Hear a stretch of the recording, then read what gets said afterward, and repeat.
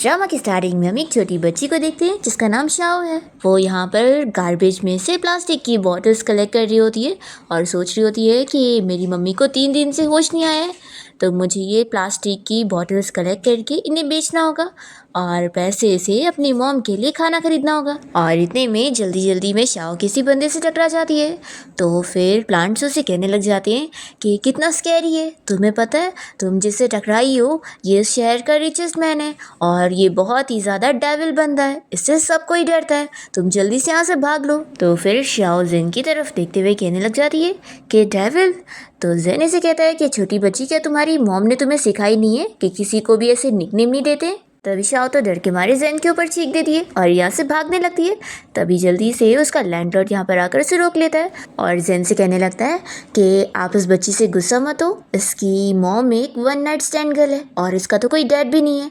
ये सुनते के साथ ही शाओ कहने लगती है कि मेरे पास डैडी है और मेरे डैडी का नाम फू यीचन है। तो ये सुनते के साथ ही जेन को पता लगता है कि ये मेरे दुश्मन की बेटी है। तभी यहाँ पर ये जो लैंडलॉर्ड है वो शाओ से कहने लगता है कि अगर तुम्हारा फू फैमिली के साथ कनेक्शन होता तो क्या तुम यहाँ गार्बेज में से प्लास्टिक की बॉटल्स कलेक्ट कर रही होती? शाओ कहती है कि मैं कोई झूठ नहीं कह रही हूँ, बस मेरी मॉम अभी बीमार है ना, वो 3 दिन से होश में नहीं आई है, इसलिए मैं यहाँ पर काम करने आई थी, मुझे उनके लिए खाना खरीदना है। तो ये सुनते के साथ ही जेन यहाँ पर शाओ के घर पर आ जाता है और ये लोग उसकी मॉम की बॉडी चेक करते हैं तो उन्हें पता लगता है कि वो तो ऑलरेडी मर चुकी है। फिर इसके बाद शाओ की मॉम की बॉडी को डिसीज कर दिया जाता है और उनके एशेस लाकर पुलिस ऑफिसर शाओ को दे रही होती है। तो फिर शाओ कहने लगती है कि ये मेरी मॉम नहीं है, मुझे मेरी मॉम चाहिए, आप प्लीज़ मुझे मेरी मॉम को रिटर्न करो, मुझे अपनी मॉम को घर लेके जाना है। तभी हम देखते हैं कि जेन यहीं पर ही बैठकर शाओ को ही देख रहा होता है। ऑफिसर शाओ को समझाती है कि तुम्हारी मॉम अब जिंदा नहीं रही और इसमें ही तुम्हारी मॉम है। तो फिर शाओ अब समझ जाती है और वो बहुत ही अपसेट होकर अपनी मॉम की एशेस ले लेती है और बहुत ही ज़्यादा रोने लग जाती है। और जेन को ये सब देखकर बहुत ही बुरा लग रहा होता है, वो यहीं पर ही बैठा होता है। फिर यहाँ पर पुलिस ऑफिसर शाओ के डैड मिस्टर फू यीचन को कॉल करते हैं और उसे पूछने लगते हैं कि आप मिस मी के हस्बैंड बात कर रहे हैं, उनकी मौत हो गई है। ये सुनते के साथ ही फू यीचन तो कह देता है कि मर गई है तो उसके एशेस को भी फेंक दो, मुझे उससे कोई मतलब नहीं है, और वो तुरंत ही कॉल कट कर देता है। तो शाओ ये सुनते के साथ ही अपनी मॉम की एशेस को पकड़ के कहने लगती है कि मॉम मैं आपके कान बंद कर रही हूँ, आप प्लीज़ ये सब मत सुनना, नहीं तो आप अपसेट हो जाओगी। फिर इतने में ऑफिसर यहाँ पर शाओ के पास आती है तो शाओ कहती है कि कोई बात नहीं, आप मुझे ऑर्फनेज भेज दो। तभी एक प्लांट शाओ से कहने लग जाती है कि तुम ऑर्फनेज मत जाओ, ऑर्फनेज कोई अच्छी जगह नहीं होती। तो शाओ कहती है कि अब तो मेरे पास मॉम भी नहीं है तो मेरा ख्याल कौन रखेगा। तभी जेन शाओ के सामने आ जाता है और उसे पूछता है कि क्या तुम्हें डैडी चाहिए। तो शाओ तो उसकी बातें सुनकर शॉक रह जाती है। फिर हम देखते हैं यहाँ पर जेन की ग्रैंडमा को, जो कि घर पे जेन के दोनों भाइयों से कह रही होती है कि उनको सिर्फ ग्रैंडसन है और उनको एक ग्रैंड डॉटर भी चाहिए और वो इसके लिए प्रे भी करने लग जाती है।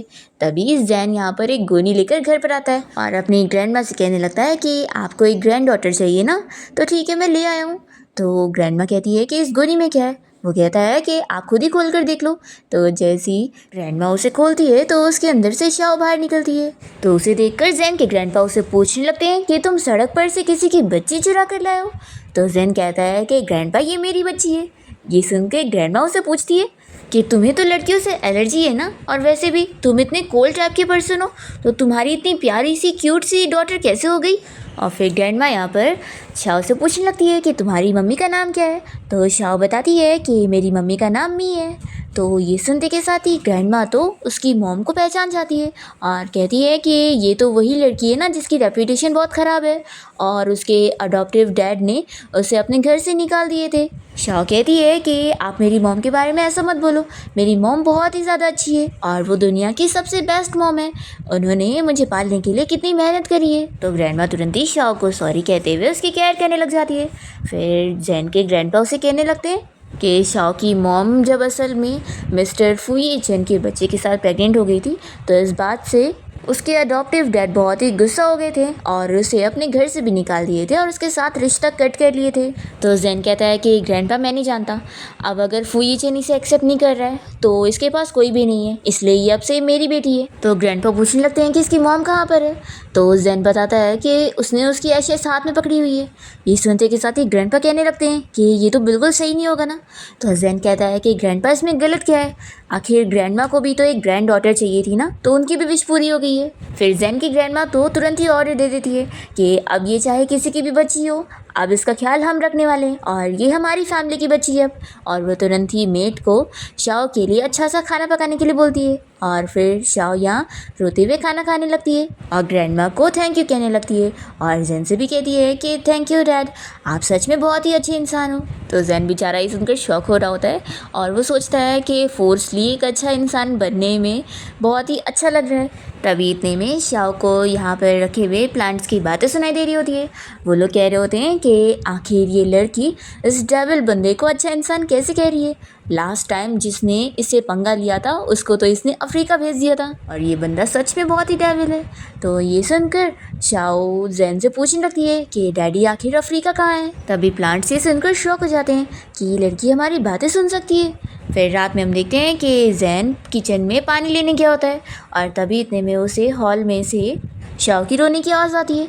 तो वो आकर उससे पूछता है कि आखिर तुम आधी रात को यहाँ कर क्या रही हो। तो शाओ कहने लगती है कि सॉरी डैडी। तो वो कहता है कि अब तुम सॉरी क्यों बोल रही हो। तो शाओ कहती है कि क्योंकि मैं रो रही थी और मैंने आपको डिस्टर्ब कर दी। तो जैन पूछता है कि फिर तुम रो क्यों रही हो। तो वो कहने लग जाती है कि मैं बस अपनी मम्मी को बहुत मिस कर रही हूँ। ऐसा बोलकर वो बहुत ही ज़्यादा रो रही होती है। तो जैन कहता है कि रो मत, पर वो नहीं चुप हो रही होती है। तो ये उसके पास आके बैठ जाता है और कहता है कि ठीक है, रोना है तो रो लो, तुम मेरी बेटी हो और तुम्हें कुछ भी सहने की ज़रूरत नहीं है। फिर शाओ उसका पैर पकड़ के यहाँ पे रोई जा रही होती है। तभी प्लांट सी देखकर बातें करने लगते हैं कि ये डेविल बंदा भी इतना इंसान बन सकता है, हमने तो सोचे नहीं थे।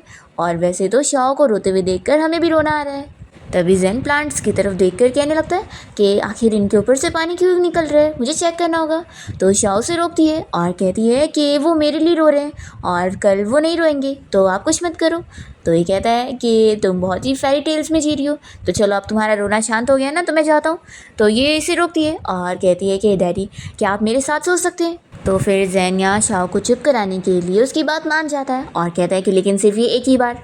फिर जब दोनों यहाँ बेड पर आते हैं तो वो उसे देखते हुए बहुत ही ज़्यादा नर्वस हो रहा होता है और जल्दी से दूसरी तरफ फेस करते हुए सोचता है कि मैं अपने ऑफिस में भी अपने एम्प्लॉयज़ को 2 मीटर दूर रखता हूँ बात करने के लिए, और यहाँ अब इस बच्ची के साथ मुझे एक बेड शेयर करना पड़ रहा है। फिर वो दूसरी तरफ फेस कर लेता है। तभी शाओ जैसे उसे हाथ लगाने जा रही होती है तो वो गुस्से में उसे पंच मारने वाला होता है, पर फिर अपने आप को रोक लेता है और सोचता है कि अच्छा हुआ मैंने छोटी बच्ची को मारा नहीं, अब मुझे समझना होगा, मैंने इसका डैडी बनने का डिसाइड करा हूँ तो मेरी जिम्मेदारी बनती है इसका ख्याल रखना, और बस एक रात की तो बात है तो सह लेता हूँ। फिर वो उसे ब्लैंकेट से कवर करता है और कहता है कि चलो आप चुपचाप से सो जाओ, और दूसरी तरफ फेस करके वो सोने लगता है।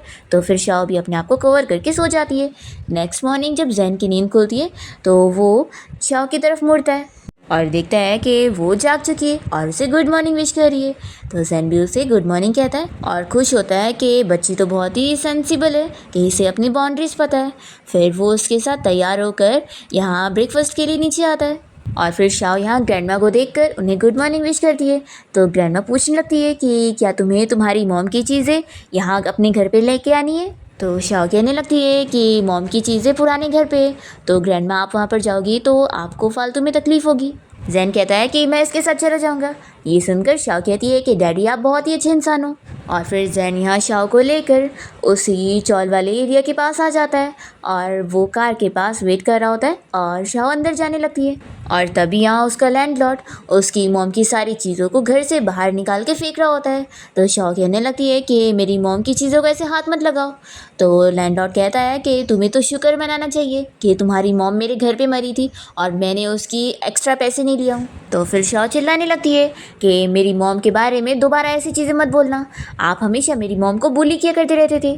फिर हमें फ्लैशबैक में दिखाते हैं कि जब भी ये लैंडलॉर्ड शाओ की मॉम से रेंट के पैसे लेने के लिए आता था तो हमेशा ही उसे टच वगैरह करने की कोशिश करता था और वो उसे पुलिस की धमकी देकर ही उसे दूर करती थी। शाओ इस लैंडलॉर्ड की वही हरकतें याद करके इसे पैर से थोड़ा सा मार देती है तो फिर वो बहुत ही गुस्सा हो जाता है और कहता है कि बच्ची तुमने मुझे मारने की हिम्मत करी। फिर वो उसके ऊपर हाथ उठाने वाला होता है, पर जल्दी से यहाँ पर जैन आकर शाओ को प्रोटेक्ट करते हुए इसे मारता है और कहता है कि तुम्हारी इतनी हिम्मत हुई कि तुम मेरी बच्ची को हाथ लगाओगे। तो फिर ये बंदा तुरंत ही माफ़ी मांगता है और जैन शाओ से कहता है कि तुम अंदर जाकर और भी सामान ले लो जो लेना है। वो शाओ तो खुश हो जाती है और सोचती है कि डैडी का सपोर्ट मिलना ऐसा होता है। और फिर शाओ फिर से इस लैंडलॉर्ड को पैर से मारकर अंदर जाती है अपनी चीज़ें लेने के लिए।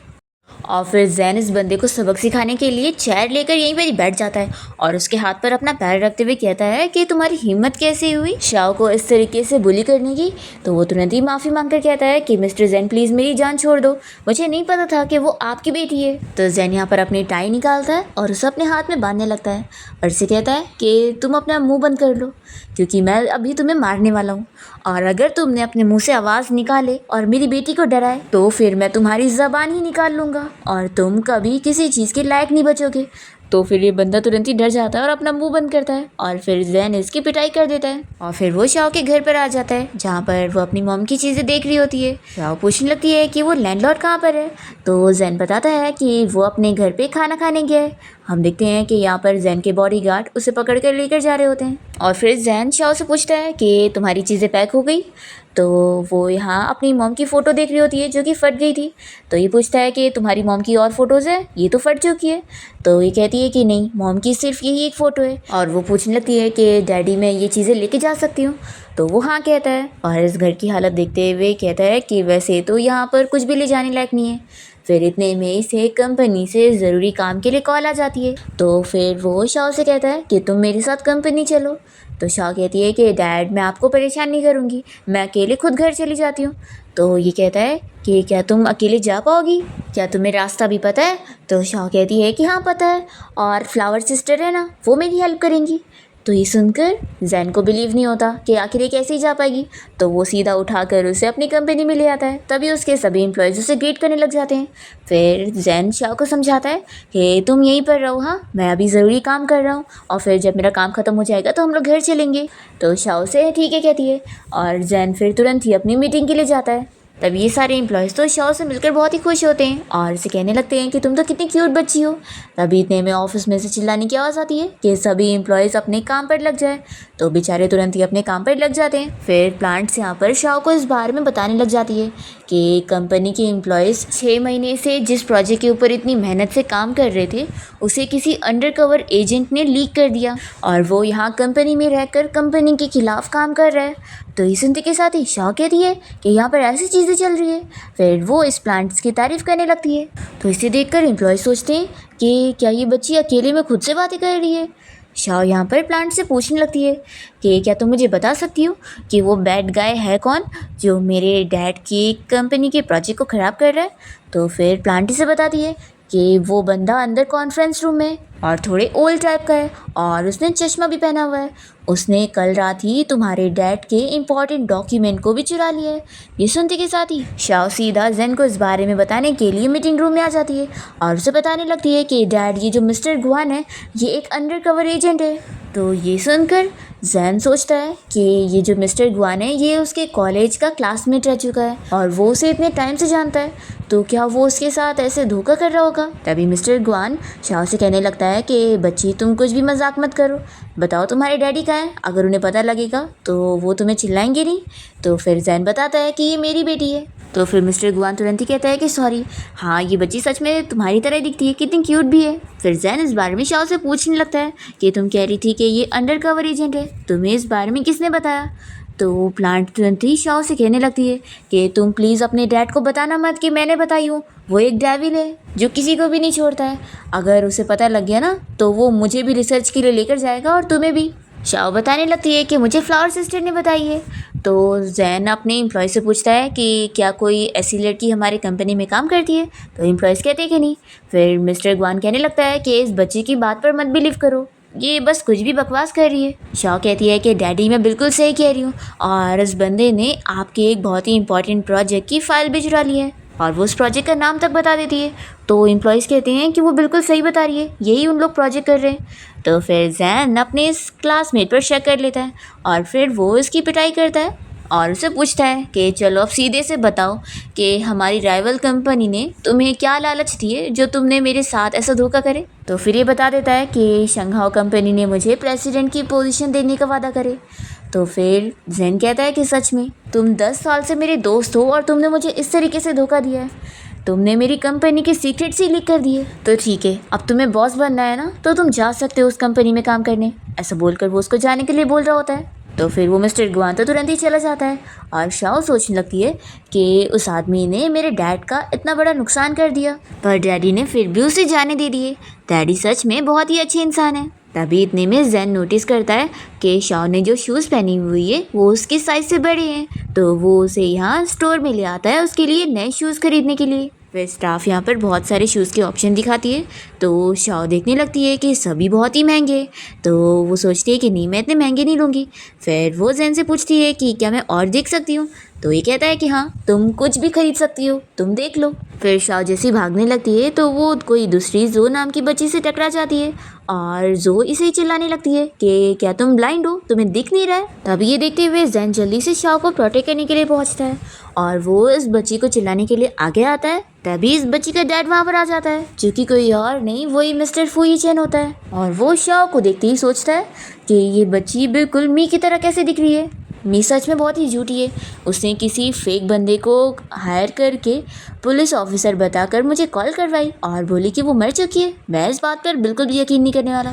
तभी हम शाओ को देखते हैं जो कि फुई चेन को देखती रह जाती है और वो याद करने लगती है कि उसकी मॉम उसे एक दिन फुई चेन को दिखाने के लिए लेकर गई थी, क्योंकि आफ्टर ऑल वो उसके डैडी जो हैं, पर वो वहाँ पर अपनी वाइफ और अपनी बच्ची के साथ खेल रहा था। और ये देखते हुए शाओ की मॉम को बहुत ही बुरा लगता है, वो वहीं पर ही रोने लग जाती है।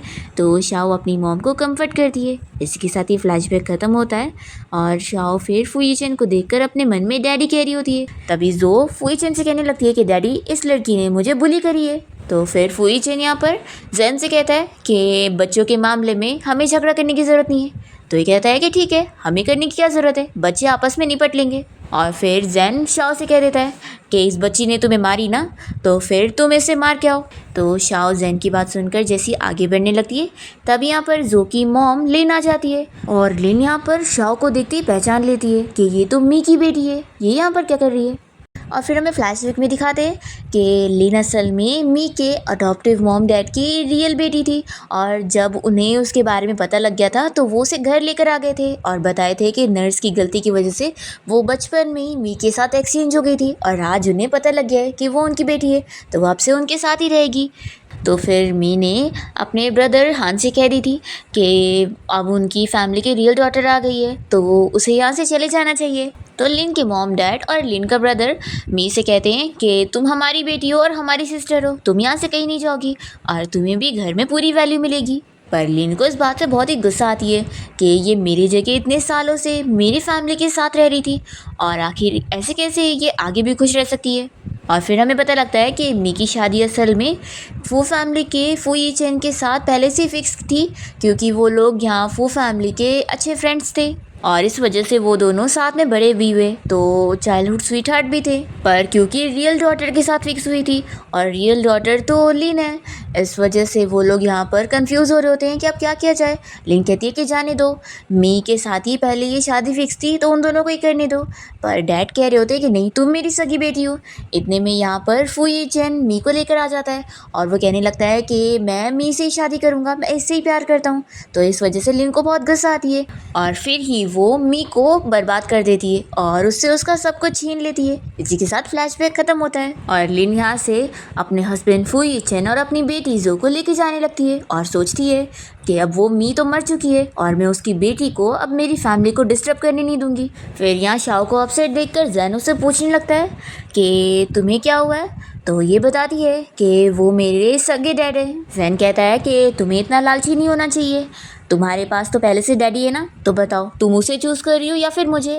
तो शाओ तुरंत ही कहती है कि मैं आपको चूज़ कर रही हूँ। तो जैन कहता है कि ठीक है, फिर तुम्हें यही याद रखना चाहिए कि तुम मेरी बेटी हो, तो किसी और के बारे में मत सोचो, वो तुम्हारा डैडी नहीं है, वो जो का डैडी है। तो ये कहती है कि मुझे याद है।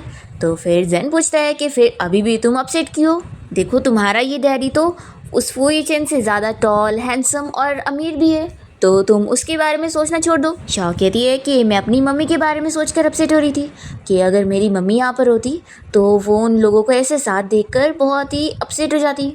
तो फिर जैन उसे समझाने लगता है कि इतना मत सोचो, तुम्हारी मॉम अब यहाँ पर नहीं है तो वो ये सब नहीं देख सकती। और वो उसे समझाता है कि क्या तुम्हें भी उन्हें ऐसे देखकर अपसेट फील हो रहा है और तुम उस फुई चेन के पास जाना चाहती हो। तो शाओ कहती है कि बिल्कुल नहीं, जब वो मुझे अपनी बेटी नहीं मानते तो मैं भी उन्हें अपना डैडी नहीं मानती हूँ। जैन इसकी बातें सुनकर सोचता है कि ये बच्ची तो कितनी ज़्यादा स्ट्रेट फॉरवर्ड है, काश इसकी मॉम भी सेम इसकी तरह होती तो आज उसकी लाइफ इतनी बुरी ना होती। और फिर शाओ तो जैन की तारीफ़ें भी करने लगती है और कहती है कि मैं तो बहुत ही ज़्यादा लकी हूँ कि मेरे पास आप जैसे बेस्ट डैडी हो। तो कहता है कि हाँ, तुम्हारी चॉइस अच्छी है। फिर जैन और शाओ जब घर आते हैं तो ग्रैंड माँ शाओ का बहुत ही अच्छे से ख्याल रख रही होती है और ये लोग उसे अच्छे से प्रिंसेस की तरह ट्रीट कर रहे होते हैं। और ग्रैंड माँ कहती है कि बहुत सारी तुम्हारी पसंद का खाना बना हुआ है, तुम्हें जो खाना है वो खाओ। तो शाओ तो बहुत ज़्यादा खुश हो जाती है और फिर से इन लोग की तारीफ़ें करने लगती है। फिर इसके बाद ग्रैंड माँ शाओ को उसके रूम में लेकर आ जाती है और कहती है कि मैंने ये रूम तुम्हारे लिए स्पेशली अच्छे से सजवाई हूँ, क्या तुम्हें पसंद आया। तो शाओ देखती है कि वहाँ पर उसकी मॉम की उस फोटो का फ्रेम भी वो लोग ने बना के रखे हैं। तो वो तो खुश हो जाती है और अपनी मॉम से कहने लगती है कि मॉम देखो ये लोग कितने ज़्यादा अच्छे हैं, मेरे पास एक प्यारी सी ग्रैंड माँ है जो मेरा ख्याल रखती है और एक बहुत ही अच्छे डैडी है। तभी यहाँ पर ग्रैंड माँ के और दोनों ग्रैंडसन यानी कि जिया और बाओ भी आ जाते हैं और ग्रैंड माँ उनसे शाओ को मिलवाने लगती है कि ये दोनों तुम्हारे भाई हैं और ये अब तुम्हारे अंकल के बेटे हैं, तो अब तुम लोग साथ में मिलकर खेलो। तो शाओ जिया और बाओ के साथ मिलकर बाहर गार्डन में खेलने जाती है और तभी यहाँ पर जो भी अपने फ्रेंड्स के साथ खेलने आई होती है और वो शाओ को देखकर उससे झगड़ने लग जाती है और इन लोगों के बीच में फिर फाइट शुरू हो जाती है। शाओ की हेल्प करने के लिए उसके दोनों भाई जिया और बाओ उसकी हेल्प कर रहे होते हैं और ये सभी मिलकर जो और उसके फ्रेंड से फाइट करने लगते हैं। फिर हम देखते हैं यहाँ पर जैन को जो अपने ऑफिस में होता है, तभी उसे कॉल आती है और उसे पता लग जाता है कि उसके घर के तीनों बच्चे वहाँ फाइटिंग कर रहे हैं। तो वो तुरंत यहाँ पार्क में पहुँचता है और देखता है कि अच्छा है ये लोग खुद मार खा नहीं रहे बल्कि मार रहे हैं। तो ये तो बहुत ही खुश हो जाता है कि ये अब हमारी फैमिली के बच्चे लग रहे हैं। फिर वो उन तीनों को फाइट करने से रोकता है और उनकी केयर करने लगता है कि उन्हें कोई चोट तो नहीं आई। तभी इतने में यहाँ पर जो का अंकल पहुँच जाता है यानी कि उसकी मॉम लिन का भाई। वो जैसे ही शाओ को देखता है तो सोचता है कि ये बच्ची बिल्कुल मी की तरह कैसे दिख रही है। शाओ भी उसे देखती पहचानती है कि ये मेरे अंकल हैं जो मेरी मॉम को बिल्कुल पसंद नहीं करते थे और चाहते थे कि मैं और मेरी मॉम मर जाए। फिर हमें फ्लैशबैक में दिखाते हैं कि शाओ की मॉम मी ने एक बार में काम करने चली गई थी। तभी वहाँ पर हान पहुँच गया था उसे रोकने के लिए और उसे कह रहा था कि वो आखिर उसकी सिस्टर रोककर ऐसी जगह पे कैसे काम कर सकती है। तो मी कहती है कि मेरा अब तुम्हारी फैमिली के साथ कोई कनेक्शन नहीं है, मैंने ऑलरेडी रिश्ता तोड़ चुकी हूँ और मैं कहीं पे भी काम करूँ। तभी यहाँ पर एक आदमी आ जाता है और मी उसे सेड्यूस करने लगती है। तो ये सब देखते हुए हान उसे चिल्लाता है और कहता है कि मैं तुम्हारे साथ अपने रिश्ते कट कर रहा हूँ, अब से हम लोग कोई ब्रदर सिस्टर नहीं है। ऐसा बोलकर वो गुस्से में चला जाता है। तो फ्लैशबैक यहाँ पर ख़त्म होता है और हान शाओ को देखते हुए सोचता है कि ये मेरी सिस्टर मी की तरह कैसे दिख रही है, क्या ये उसकी बच्ची होगी। पर तभी इतने में शाओ के लिए जिया और बाओ लड़ रहे होते हैं और कह रहे होते हैं कि तुम लोगों ने हमारी सिस्टर को बुली किया है। तो फिर ये सुनकर हान सोचता है कि नहीं, मैं ज़्यादा ही सोच रहा था, ये बच्ची तो इस मिस्टर जैन की है। फिर हान तो यहाँ पर चिल्लाने लगता है कि तुम्हारी बच्ची ने फ़ाइट करी थी। तो शाओ सोचती है कि डैडी क्या मुझसे इस बात पर गुस्सा हो जाएंगे कि मैंने फ़ाइटिंग करी। तभी जैन तो उसे सपोर्ट करने लगता है और कहता है कि तुमने फ़ाइट करके बहुत ही अच्छा काम करी हो और आगे से कभी तुम्हें मेरी ज़रूरत पड़े ना तो मुझे तुरंत ही बुला लेना, मैं भी तुम्हारे साथ मिलकर फ़ाइट करूँगा। तो शाओ तो खुश हो जाती है। फिर हान कहने लगता है कि तुम सच में बड़े कमाल के हो, तुम्हारी कंपनी के सीक्रेट्स लीक हो गए और इतना बड़ा प्रोजेक्ट ख़राब होने के बाद भी तुम यहाँ बच्चों की फ़ाइटिंग में लगे हो, आखिर तुम इतने शांत कैसे हो सकते हो। तो जेन कहता है कि सच में तुम कितने बेशर्म हो, मेरी फ्रेंड ने चीटिंग करके तुम्हें जाकर मेरे फ्रेंड ने चीट करके कंपनी के सीक्रेट्स तुम्हें लाकर दे दिया, तो तुम लोग अपने आप को महान समझ रहे हो और उस जैसे ट्रस्ट को तुम लोगों ने एक्सेप्ट किया तो तुम लोग उससे खुशी मनाओ। फिर शाओ सोचती है कि अच्छा, तो मेरे डैडी का जो प्रोजेक्ट था उसे चुराने वाले कोई और नहीं बल्कि मेरे अंकल ही थे। फिर हम देखते हैं कि जैन तीनों बच्चों को लेकर जैसे ही घर पहुंचता है तो ग्रैंड माँ इन तीनों की ऐसी हालत देखकर पूछती है कि आखिर इन्हें क्या हुआ है। तो शाओ कहने लग जाती है कि ग्रैंड माँ प्लीज़ आप मेरे दोनों भाइयों को मत चिल्लाना, ये लोग तो मुझे प्रोटेक्ट करने के लिए फ़ाइट कर रहे थे। तो फिर ग्रैंडमा तो ये सुनकर खुश हो जाती है कि शाओ कैसे उन दोनों को प्रोटेक्ट करी थी। फिर इसके बाद शाओ अपने दोनों भाई जियो और बाओ के साथ जब खेल रही होती है तो वो लोग उसे कहने लगते हैं कि हमारे अंकल वहाँ पर पहुँचते ना तो वो लोग हमसे भी डर के भाग जाते। तुम अभी तक हमारे छोटे अंकल से नहीं मिली हो ना, तुम्हें पता है वो तो तुम्हारे डैडी से भी ज़्यादा डरावने। शाओ कह रही है कि मेरे डैड कहाँ डरावने, बल्कि वो तो बहुत ही अच्छे हैं और कितने जेंटल भी हैं। ये सुनकर जियो और बहुत शौक रह जाते हैं और कहते हैं कि सिस्टर तुम ठीक भी हो, आखिर तुम्हें कौन सी नज़रों से वो जेंटल लग रहे हैं। फिर शाओ अपने छोटे अंकल ली से मिलने के लिए बहुत ही ज़्यादा क्यूरियस हो रही होती है, तो वो प्लांट से पूछने लगती है कि क्या तुम मेरे छोटे वाले अंकल को जानती हो। तो फिर प्लांट से बताती है कि हाँ वो एक कंप्यूटर जीनियस है, लेकिन वो हर दिन रूम में अपने आप को बंद करके रखता है और अभी 2 दिन पहले ही उसने गुस्से में मुझे विंडो से यहाँ फेंक दिया। इतने में यहाँ पे ग्रैंडमा आ जाती है और शाओ से कहने लगती है कि तुम किससे बातें कर रही हो। तो शाओ बताती है कि प्लांट से। फिर जैसे ही ग्रैंडमा कुछ प्लांट को पानी देने जा रही होती है तो वो प्लांट रोने लगते हैं क्योंकि अभी उन्हें पानी की ज़रूरत नहीं है और ऐसे वो लोग उल्टा और जल जाएंगे। तो शाओ ग्रैंडमा को रोकती है और कहती है कि उन्हें अभी पानी नहीं चाहिए। तो फिर ग्रैंडमा तो काफ़ी शौक होती है कि शाओ को आखिर प्लांट्स के बारे में इतनी नॉलेज कैसे। फिर रात में हम देखते हैं कि शाओ को फिर से प्लांट्स की आवाज़ आती है और वो लोग उसे बताते हैं कि उसका जो छोटा अंकल है वो अपनी जान लेने की कोशिश कर रहा है।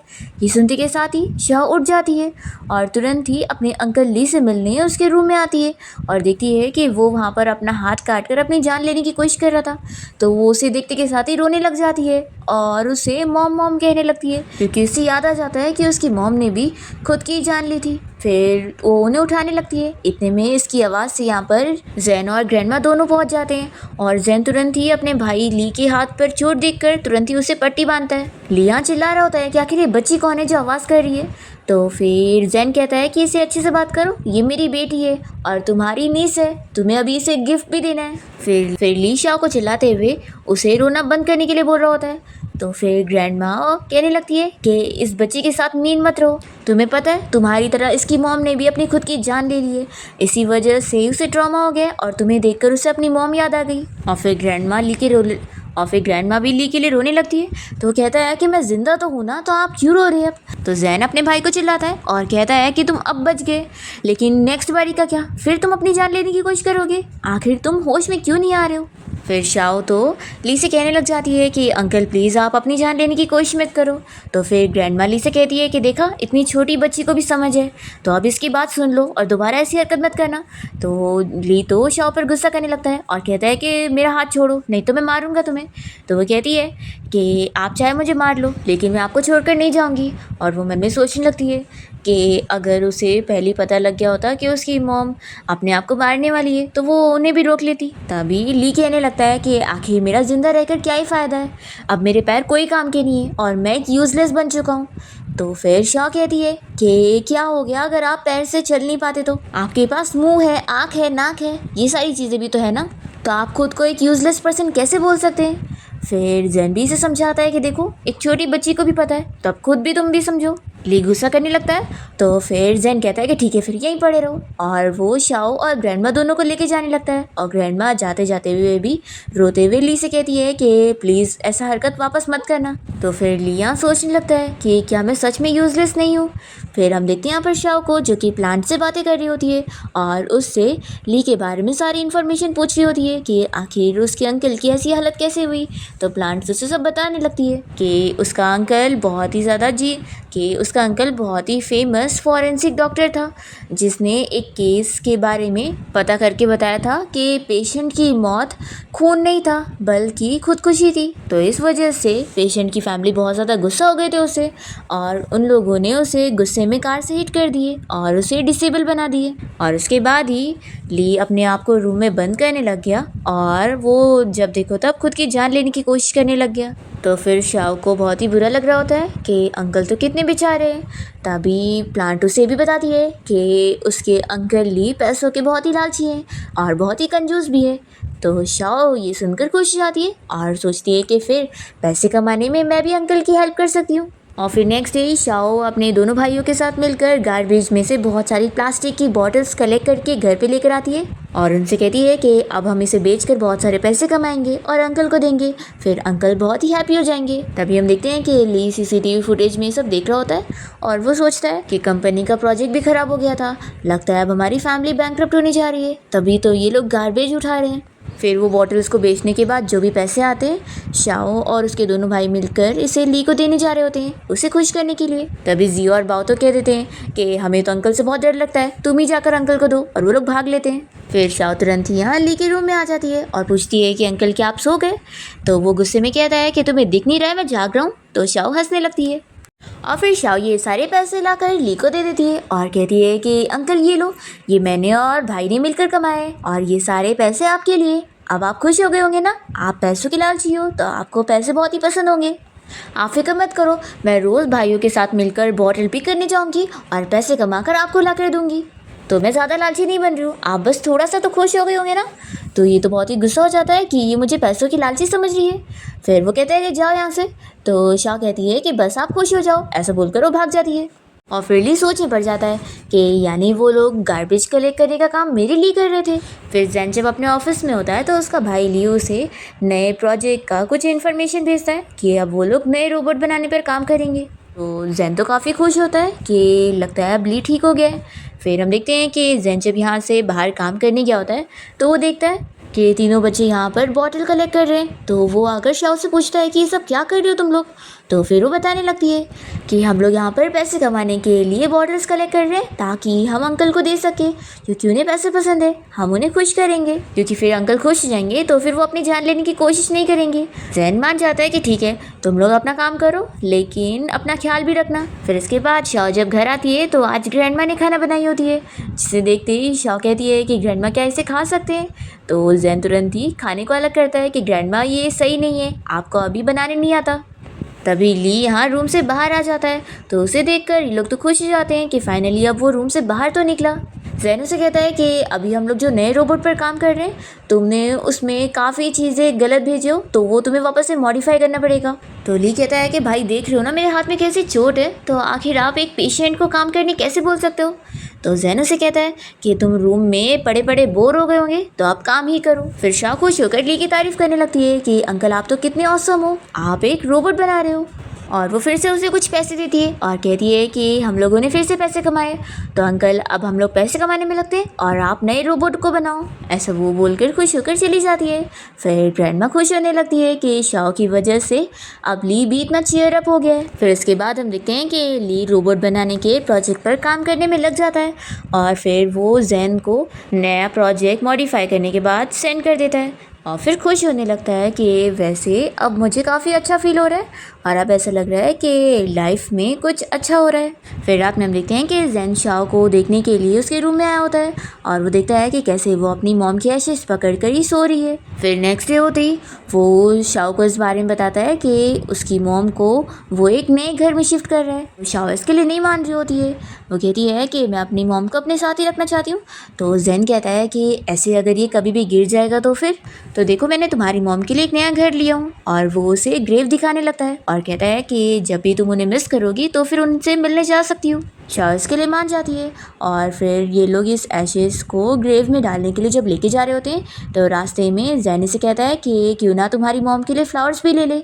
फिर शाओ जब ये फ्लावर लेकर बाहर आती है तो वो देखती है कि जैन यहाँ पर नहीं है, तो वो उसका इंतज़ार करने के लिए पार्क में बैठ जाती है और तभी ज़ोई इसे देख लेती है और वो इसे बदला लेने के लिए यहाँ पर पहुँच जाती है और शाओ की मॉम के एशेस के पॉट को नीचे फेंक देती है और वो जैसे ही टूट जाता है तो एशेस नीचे गिर जाते हैं और जो तो उसे पैर भी लगाने लग जाती है।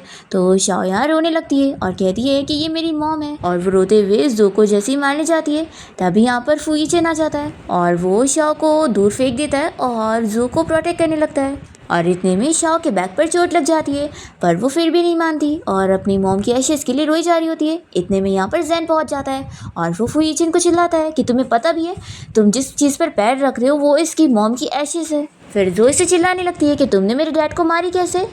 तो जैन कहता है कि तुम अपना मुंह बंद रखो नहीं तो तुम्हारी ज़बान निकालूंगा।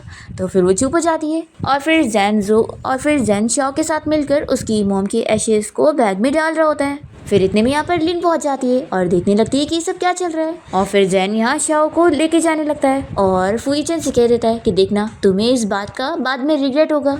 और फिर ये सब देखते हुए लिन को तो बहुत ही खुशी मिलती है और वो सोचती है कि अच्छा हुआ वो मर गई और उसके एशेस के साथ भी कितना बुरा हुआ।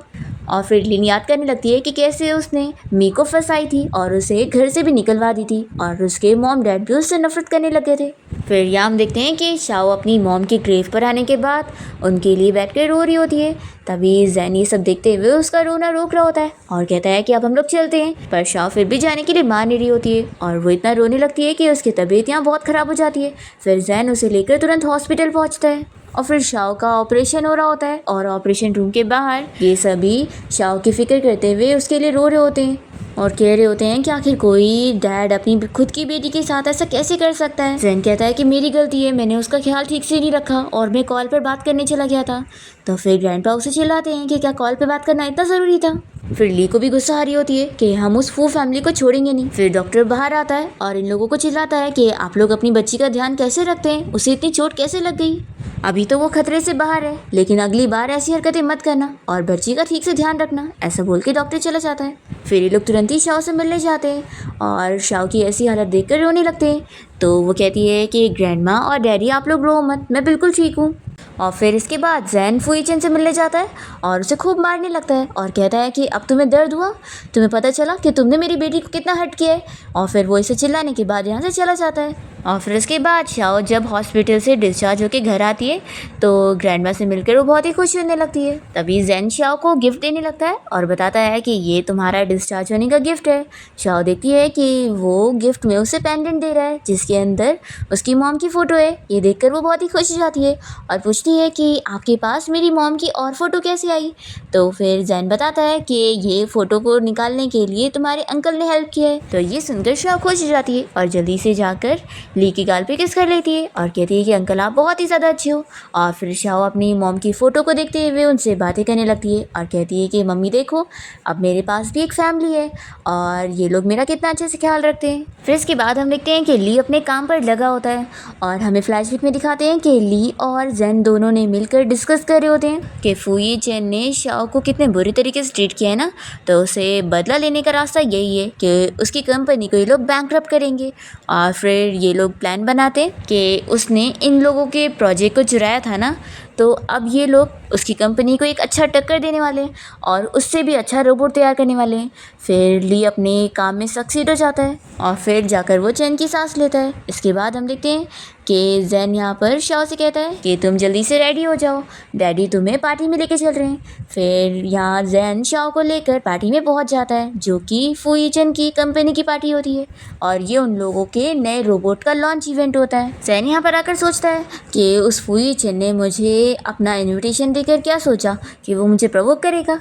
आज उसे पता लगेगा कि हमारी एबिलिटी भी क्या है। शाओ कहने लगती है कि डैडी यहाँ पर तो बहुत ही अच्छे अच्छे खाने लग रहे हैं, ये तो बहुत ही एक्सपेंसिव होंगे ना। तो जैन कहता है कि हाँ चलो हम लोग एंजॉय करने चलते हैं। तभी सामने मिस्टर गुआन आ जाता है, वही जैन का फ्रेंड जिसने उसे चीट करा था। वो यहाँ पर उसे बताने लगता है कि मेरी सक्सेस पार्टी में तुम्हारा वेलकम है। तो शाओ इसे देखकर गुस्सा होती है कि डैड ये ट्रीट किया इसकी तरफ से। तो जैन कहता है कि हाँ। तो शाओ कहती है कि डैडी हम लोग खाने चलते हैं। और फिर लोग जब खाने के पास आते हैं तो शाओ कहने लगती है कि डैड हम लोग उस बुरे बंदे को अच्छे से गरीब करके जाएंगे। तो जैन कहता है कि हाँ चलो अच्छे से खाओ पियो। तभी जैन और शाओ को देखकर सभी लोग बातें करने लगते हैं कि लगता है ये मिस्टर जैन की बेटी है। जब फुई चेन इन दोनों को ऐसे साथ देखता है तो वो सोचता है कि आखिर इस बच्ची को जैन के साथ देखकर मुझे क्यों इतना बुरा लग रहा है, ये बच्ची है कौन। फिर हम शाओ के अंकल हान को देखते हैं जो कि स्टेज पर जाकर अपने नए प्रोजेक्ट के बारे में सभी को बता रहा होता है। तभी यहाँ पर जैन अपने रोबोट को बुला लेता है जो उसकी कंपनी ने अभी नया लॉन्च करी है और वो यहाँ पर सभी को अपने रोबोट के बारे में बताने लगता है कि वो कितना स्पेशल है और उन लोगों ने इस बार उन लोगों से भी अच्छा रोबोट बनाया है। तो ये देखते हुए फुई चेन और हानो से अपने रोबोट का डेमो देने बोलते हैं। अगर उसका रोबोट इतना ही अच्छा है तो जैन उन लोगों को डेमो भी दिखा देता है कि ये रोबोट कोई भी बीमारी पहले ही पता कर लेगा जो उन लोगों को होने वाली है। फिर ये रोबोट एक बंदे का बीमारी तुरंत ही पता करके बता देता है कि उसे ब्रेन कैंसर हो गया है। तो वो आदमी कहता है कि ये गलत है, मैंने अभी जल्दी अपना चेकअप करवाया था और मुझे कोई बीमारी नहीं है। फिर ये सभी हंसने लग जाते हैं कि तुम्हारा रोबोट तो कोई काम का नहीं निकला, हमें लगा था कि तुमने सच में कुछ कर दिखाए होंगे, पर तुम तो फेल हो गए। तो जैन कहता है कि मैं गलत नहीं हूँ, तुम वापस अपना चेकअप करवा के देखो। फिर ये आदमी तुरंत ही अपना वापस से चेकअप करवाने जाता है। तो यहाँ पर फिर बहुत ही खुश होकर आता है। फिर सभी लोग कहते हैं कि देखा फेल हो गया ना। तभी आदमी तो जैन और उसके रोबोट को थैंक्स करने लगता है कि उसने सच में बहुत ही कमाल का रोबोट बनाया है। उसने बिल्कुल सही पता लगाया कि अभी उसे ब्रेन कैंसर का फर्स्ट स्टेज हो गया है, लेकिन डॉक्टर ने कहा है कि अच्छा हुआ पहले ही पता चल गया, अब वो ठीक हो जाएगा। इसलिए ये आदमी बड़ा खुश होता है और फुई चिन की कंपनी में इन्वेस्टमेंट करने के लिए मना कर देता है कि अच्छा हुआ मुझे पहले ही पता लग गया, तुम्हारा रोबोट तो कोई काम का नहीं है। फिर ये सुनने के बाद सारे इन्वेस्टर फुई चिन की कंपनी में से अपनी इन्वेस्टमेंट निकालने के लिए बोल देते हैं और फिर फुई चिन की कंपनी के एम्प्लॉयज़ परेशान हो जाते हैं और इन्वेस्टर के पीछे भागने लगते हैं उन्हें मनाने के लिए। तभी ये सब देखते हुए शाओ तो बहुत ज़्यादा खुश हो जाती है और जैन के गाल पे किस करके कहती है कि डैडी आप तो सच में बहुत ही ज़्यादा औसम हो। तभी यहाँ पर फुई चिन आ जाता है इन लोग से बात करने के लिए। तो शाओ से देखते ही डरने लगती है। तो जैन इसे चिल्लाता है कि तुम्हें दिख नहीं रहा है, मेरी बेटी तुमसे नफरत करती है, इससे दूर रहो। तो फुई चिन कहता है कि मैं बस ये जानना चाहता हूँ कि इस बच्ची की मॉम कौन है। तो जैन कहता है कि तुम ये जानना डिज़र्व नहीं करते। तो फुई चिन कहता है कि अच्छा मुझे इतना बता दो कि क्या ये सच में तुम्हारी बच्ची है। तो जैन इसके लिए हाँ बोलता है कि मेरी बेटी है। तब तुम जाओगे यहाँ से। तो फुई चिन इसे सॉरी कहकर चला जाता है और उसके जाने के बाद जैन शाओ से पूछता है कि मैंने जो अभी बोला तुम इस बात से गुस्सा तो नहीं हो गई। तो ये कहती है कि नहीं, मैं जानती हूँ कि डैडी आपने मुझे प्रोटेक्ट करने के लिए ऐसा करा है, आप सबसे बेस्ट डैडी हो। और फिर शाओ पूछने लगती है कि डैडी अब यहाँ पर तो कितना सारा खाना बचा हुआ है, तो क्या हम लोग अंकल के लिए भी कुछ चीज़ें लेके जा सकते हैं। तो जैन कहता है कि ऑफ कोर्स। फिर उसके बाद शाओ यहाँ से कुछ पेस्ट्री वगैरह ली के लिए लेकर जाती है और कहती है कि अंकल ये लो मैं आपके लिए लेकर आई हूँ। पर ली इसमें खाने के लिए कोई इंटरेस्ट नहीं दिखा रहा होता है। तभी रोबोट उसकी फीलिंग्स डिटेक्ट करते हुए कहने लगता है कि वो चाहता है कि तुम उसे अपने हाथों से खिलाओ। तो शाओ तो खुश हो जाती है और कहती है कि चलो अंकल मैं अपने हाथों से आपको खिलाऊंगी। पर वो फिर भी नहीं मान रहा होता है। तो रोबोट उसकी फीलिंग्स बताने लगता है कि वो चाहता है कि तुम उसे मनाओ और फिर उसे खिलाओ। तो ली कहता है कि सच में मैंने इस रोबोट को बना के गलती कर दी हूँ, मेरे बारे में ही सब बताई दे रहा है। फिर शाओ यहाँ जैन को बना दिए कि वो हमेशा रूम में पड़ा रहता है, वो थोड़ा उसके साथ बाहर वॉक पर जाए। तो फिर ली इसके लिए मान जाता है और फिर शाओ ली को बाहर लेकर जाती है और उसके साथ रनिंग की रेस करने के लिए बोलती है। दोनों यहाँ पर काफ़ी हंसी मजाक करते हैं और तभी इतने में ली के पास कोई दो बंदे आ जाते हैं और उसे रोक लेते हैं। शाओ को तभी प्लांट बताता है कि उसके अंकल को कोई लोग बुली कर रहे हैं। तो शाओ जल्दी से अपने अंकल यानी कि ली को प्रोटेक्ट करने के लिए पहुंच जाती है और तभी उसे पता लगता है कि ये उसके पुराने कलीग्स हैं जो कि उसे आज तक गलत समझते हैं, जो उसके ऊपर झूठा इल्ज़ाम लगा था इसके लिए। तो शाओ यहाँ प्लांट की मदद से ली का नेम क्लियर करवाने में मदद करवाती है क्योंकि उन प्लांट ने अपनी आंखों से देखे थे कि उस बंदे ने खुद की जान लिया था और उसका प्रूफ वो वाइन की बोतल के ज़रिए दे देती है जिसमें उसने खुद ही कुछ मिलाकर पिया था। फिर ली के कलीग उस बोतल को टेस्ट के लिए देते हैं और ये सच में प्रूव हो जाता है कि उस बंदे ने सच में खुदकुशी किया था और ली ने बिल्कुल सही पता लगाया था और वो सही फॉरेंसिक डॉक्टर है, उसे सस्पेंड नहीं किया जाना चाहिए। फिर लू का नेम क्लियर हो जाता है और उसके कलीग उससे पूछने लगते हैं कि वो वापस से काम पर आएगा कि नहीं। तो वो मना कर देता है और कहता है कि मेरे पैर अब ठीक नहीं है और मैं खड़ा ही नहीं हो सकता, तो मैं अब अपने भाई के साथ ही काम करूंगा उसके लिए रोबोट बनाने के लिए। तभी यहाँ पर हान पहुँच जाता है और वो ली को बातें सुनाने लगता है। तो ली भी उसे कहता है कि तुम मेरे से कॉलेज टाइम पे तो कंपटीशन कर नहीं पाए और अब यहाँ पर आ गए हो। तभी यहाँ पर शाओ को इन लोगों की बातों से पता लगता है कि इन लोग के कॉलेज में उसकी मॉम भी पढ़ा करती थी। तो फिर रात में यहाँ वो ली के पास अपनी मॉम के बारे में पूछने के लिए आ जाती है और कहती है कि आप और मेरी मॉम अगर सेम कॉलेज में थे तो क्या आप मेरी मॉम को जानते थे और क्या आप मुझे मेरी मॉम की कोई स्टोरी सुना सकते हो। तो फिर ली बताने लगता है कि तुम्हारी मॉम हमारे कॉलेज की बहुत ही फेमस गर्ल थी और वो डांस भी बहुत ही अच्छा करती थी, रुको मैं तुम्हें उसका डांस दिखाता हूँ। फिर वो उसे वीडियो दिखाते हुए सोचने लगता है कि वो इतनी अच्छी थी लेकिन पता नहीं आखिर उसके साथ इतना बुरा बुरा क्यों हुआ और लोग उसके बारे में फिर ऐसा क्यों कहने लग गए कि उसने सभी के साथ बहुत ही बुरा करी। तभी इतने में शाओ भी सोने लगती है और वो नींद में कह रही होती है कि आखिर सभी लोग मेरी मॉम से फिर नफरत क्यों करते थे। फिर नेक्स्ट हम देखते हैं कि जैन और शाओ ली को लेकर किसी माउंटेन पर गए होते हैं किसी मास्टर से मिलने के लिए जो कि बहुत ही फेमस है और वो ली का पैर ठीक कर सकते हैं। तभी यहाँ पर शाओ फिर से प्लांट से बातें वगैरह करने लगती है और मास्टर जब ये देखते हैं तो वो कहते हैं कि वो ली का ट्रीटमेंट करने के लिए रेडी है, लेकिन एक ही शर्त पर कि शाओ जैसी टैलेंटेड बच्ची उनकी स्टूडेंट बनेगी, क्योंकि वो उसे अपनी सारी नॉलेज देना चाहते हैं ताकि वो भी फिर लोगों की जान बचाए। तो शाओ तो तुरंत ही स्टूडेंट बनने के लिए मान जाती है ताकि मास्टर ली को ठीक करे। फिर मास्टर बताते हैं कि ली को ठीक करने के लिए एक खास हब की ज़रूरत है जो कि फॉरेस्ट में मिलेगा और उसे काफ़ी ढूंढना पड़ेगा। तो शाओ अकेले ही उस हब को लेने के लिए चली जाती है और वो प्लांट्स वगैरह से बातें करते हुए उनसे पूछ लेती है कि वो कहाँ मिलेगा। फाइनली उसे वो प्लांट मिल भी जाता है, पर जब वो वहाँ से निकल रही होती है तभी इतने में उसका पैर स्लिप हो जाता है और फिर उसे यहाँ चोट लग जाती है। और फिर ज़ैन यहाँ पूरी टीम लेकर शाओ को ढूंढते हुए पहुँच जाता है और वो लोग सेफली उसे बचा लेते हैं। और शाओ बताती है कि वो ली के लिए इस मेडिसिनल प्लांट को लाने गई थी। ये लोग शाओ से पूछते हैं कि आखिर उसे पता कैसे चला, तो फिर वो बताती है कि उसे प्लांट ने बताया। ये सुनते के साथ ही फिर वो लोग समझ जाते हैं कि वो सच में प्लांट्स वगैरह से बातें करती है और ऐसे ही उसने कई बार इस लोगों की हेल्प भी करी है। तो फिर ज़ैन और ली शाओ से कहते हैं कि तुम इस बारे में किसी और को मत बताना कि तुम प्लांट से बातें कर सकती हो, ये सीक्रेट सिर्फ हमें पता होना चाहिए। तो शाओ कहती है कि ठीक है। फिर इसके बाद मास्टर ली का ट्रीटमेंट करके उसके पैर पूरी तरीके से ठीक कर देते हैं और फिर कहते हैं कि कल ही मैं सेरेमनी रखने वाला हूँ शाओ को अपनी स्टूडेंट बनाने के लिए। तो फिर ये लोग तो बहुत ही खुश होते हैं और फिर नेक्स्ट डे ज़ैन जब शाओ को लेकर मास्टर से मिलवाने के लिए पहुँच रहा होता है तभी इतने में यहाँ पर लिन अपनी बेटी जो को लेकर आई होती है, क्योंकि उसकी मॉम का ट्रीटमेंट यही मास्टर करने वाले हैं। तो वो यहाँ पर इन लोग की बेइज्जती करने लगती है कि तुम लोग को तो यहाँ पर एंट्री भी नहीं मिलेगी, तुम लोग आए क्यों।